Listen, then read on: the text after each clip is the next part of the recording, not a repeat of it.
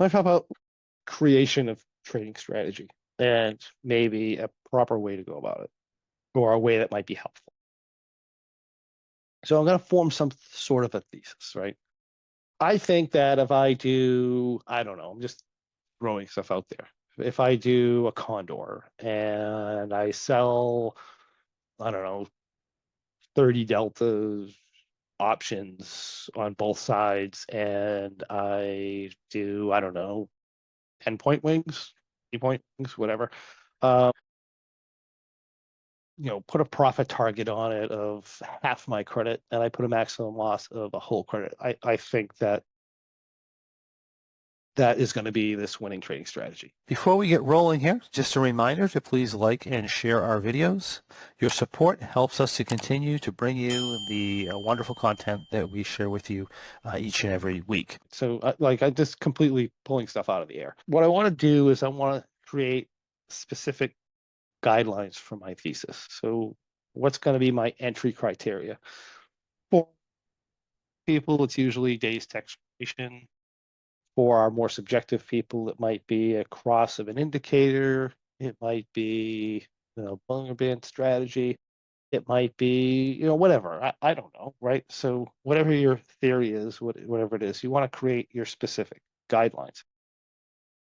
Your guidelines are going to revolve around, whenever I have a guideline for a trade, risk guidelines are number one. If you look at me in the pro membership, I don't really have specific entry timing. I don't have a specific entry configuration. I don't have a specific scaling procedure. I don't have a specific adjustments procedure. But what I do have is always, always, always risk guidelines. This is like the most important feature ever that you can have with your trading. Like when I'm coaching somebody, the first thing I know, what are your risk guidelines? Second thing I want to know is, when are you getting out? These are critical. Nothing else really matters, honestly. It's like, and this is one of the frustrations that I tend to have a mentor with newer people coming in. It's like, I want to buy the X4 I want the X4 rules. I want the M3.4 rules. I want the M3 rules. I want the rules, right?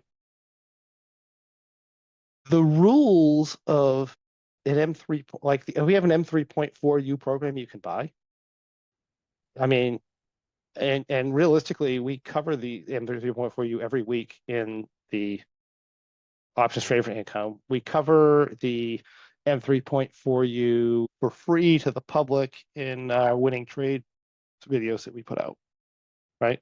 You could figure out the rules from that. And if you ask about a specific rule, I'll tell you, I don't care.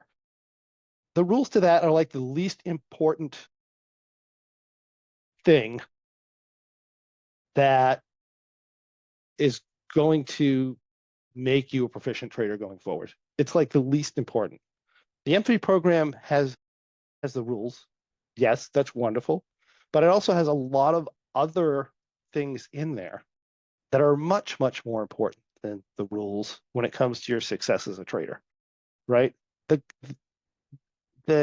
entry, this is like not important. It's like you're spending, like a lot of people will spend like 95% of their time focusing on these trade rules, when that is not what's going to make them successful, and it's not going to protect them from major losses. Your risk guidelines are going to protect you from major losses. Your exit guidelines and reasons to exit are going to protect you from the big losses, right? So, let's say I decide to do a swing trade on Apple for 15 days. And I have this wonderful entry rule and I have this wonderful adjustment rule, but I go in it and this swing trade goes bad. And I decide, I'm going to turn this trade into a long-term trade because it didn't go the way that I wanted to, right? If you don't have your hard risk guidelines, you can do that. You don't have to get out at a certain point. You're like, oh, I'm going to turn this into a long-term trade, so my risk guidelines are changed. Now they're here.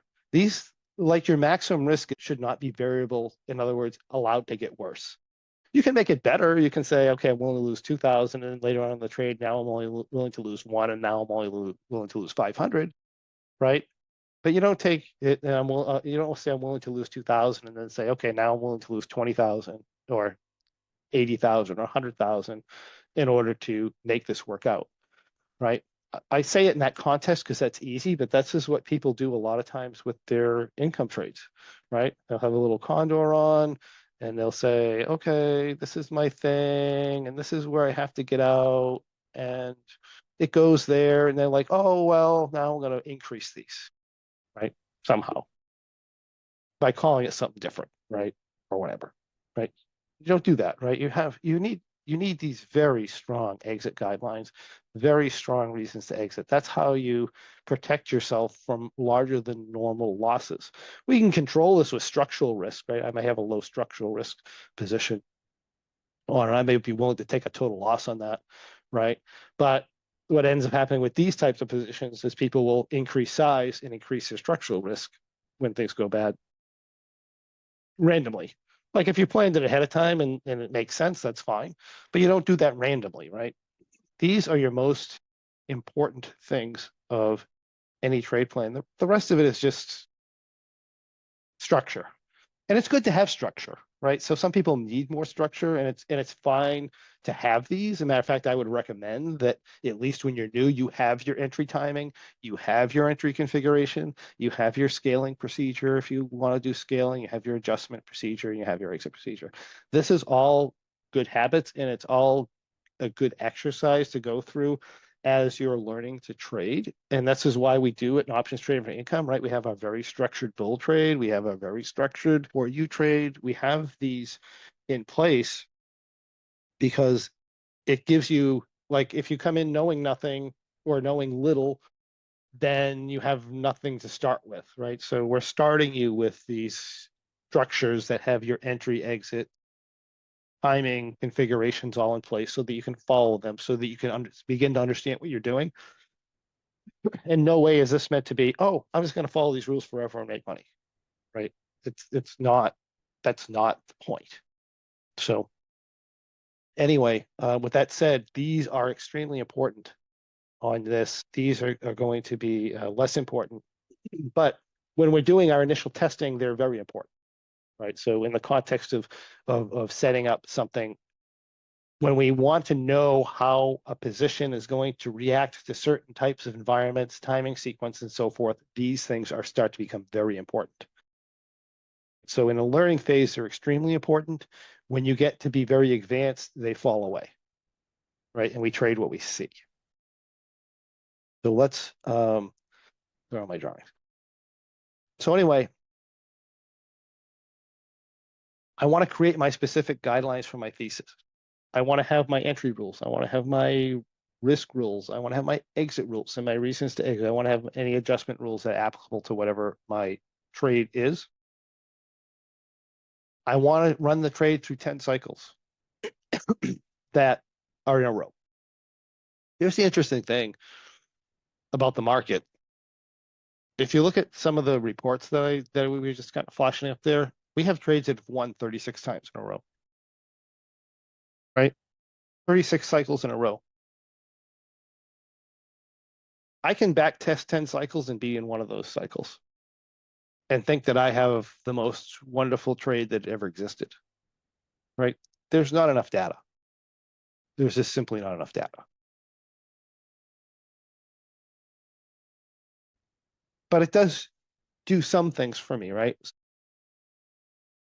But I want to run it through at least 10 cycles. I want to do another 10 cycles in random spots where I believe are unique, right? I have 10 cycles in a row. I have 10 cycles that I look at the market and I say, I think I would have had a problem here, or something good or bad may have happened here. I think something good have met, right? Unique cycles that they're different. They're markedly different than what's kind of happening over the period of time. Our ideal here is we want to find gaps in the plan. So like when I create a trading strategy, I'm going to make this set of trade rules and I'm going to run it. And then if I run it for long enough, I'm going to find a time when there's a situation that the rules don't cover. I'm not like looking for a loss and then trying to correct the loss. This is not the point, right? A lot of people do that because they're trying to build this false confidence level that they're going to win all the time. This is not how you get better. That's just how you learn to form fit really, really well.